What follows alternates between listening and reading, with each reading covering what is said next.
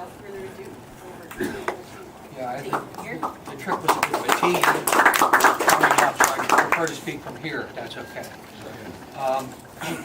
When I was coming up on the train this morning from Washington, I was thinking about the issue of war and peace, because this is not really about Syria. This is about the way the United States and other countries in the world go to war. And I began to think, gee, it would be kind of interesting to think how many lies have been told in recent history to support America's wars. And I kind of automatically went back to the Spanish-American War, and then of course there was the First World War, and then there was the Second World War, and then there was Korea. But since Korea, there's been an absolute flood of lies by the government, which in turn have been picked up by the media and replayed without any question, without any criticism. And these lies are basically what have been the instrumental part in convincing the U.S. public that we had to go to war. And we're seeing the same nonsense, of course, right now. But I was thinking, you go back to the Bay of Pigs. The Bay of Pigs was supposedly a limited military action to support an uprising in Cuba of all those good liberal Democrats that seem to be all over the world, and we just can't seem to find them. So that was a lie. The Kennedy assassination itself has been blamed on Cuba. Now 55 years later, there hasn't been a single piece of evidence to prove that. Gulf of Tonkin, which was mentioned before, it increased the intensity of the war in Vietnam. It was a complete lie. Noriega in Panama, he was accused of drug dealing and money laundering. Well, he did that, of course, but he was doing it for the CIA. And when he stopped doing it for the CIA, it proved a little bit difficult. He was removed. Grenada was being taken over by the Cubans, but apparently it wasn't. And we went in there anyway for the medical students who were apparently being abused, but actually they were just confined to their barracks, as it were. So it was a complete lie as to why we went into Grenada. Invasion of Afghanistan. It was claimed that bin Laden, that the Taliban would not turn over bin Laden, but that turned out to be a lie. They had approached the Swiss embassy, and the Swiss embassy was quite willing to negotiate the issue. The problem was that we didn't have any evidence that bin Laden had been behind 9/11. And we still, to this day, have never produced evidence that bin Laden was behind 9/11, and to his death, he denied it. So where's the truth?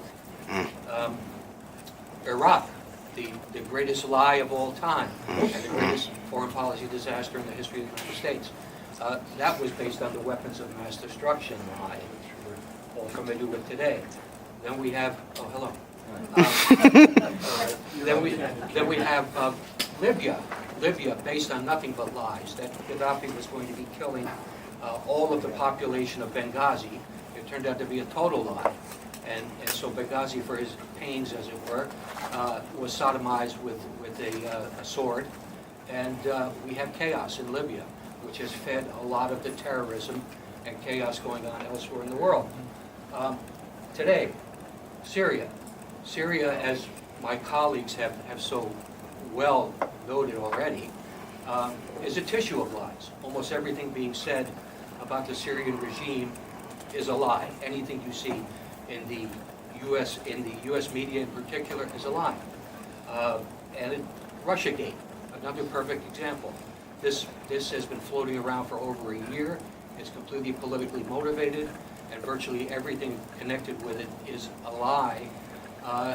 And the U.S. government, in spite of this fact that it's been promoting this story, has never produced one shred of evidence to prove what they're saying. So we have the government lying consistently to support war, and the media coming on board to support that argument.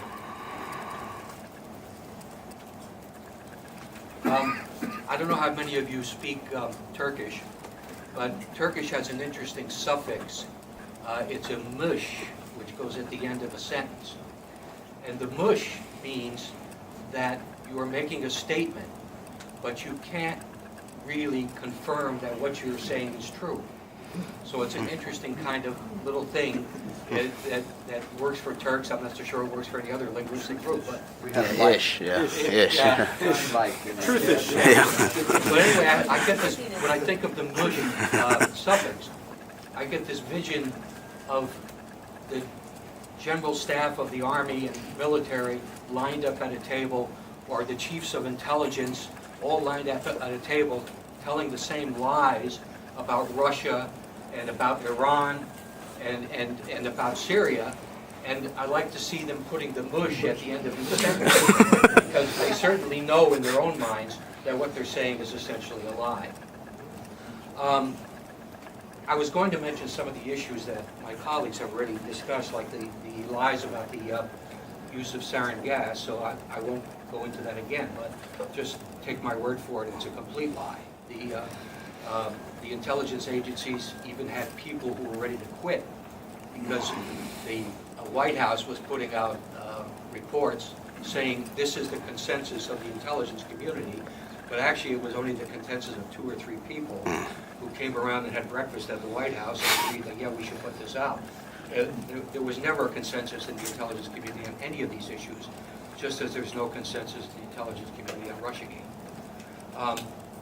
And I'm just going to, I'll comment briefly on an article I wrote recently that was mentioned before, who is destroying Syria?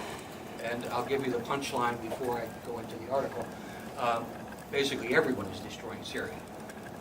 Syria is in a situation that is unimaginable, I think. All of Syria's neighbors have agendas that are driving what they are doing. Nobody, with the possible exception of the Russians, is in it for anything that is a sincere or a generous motivation for the Syrian people. They could care less about the Syrian people.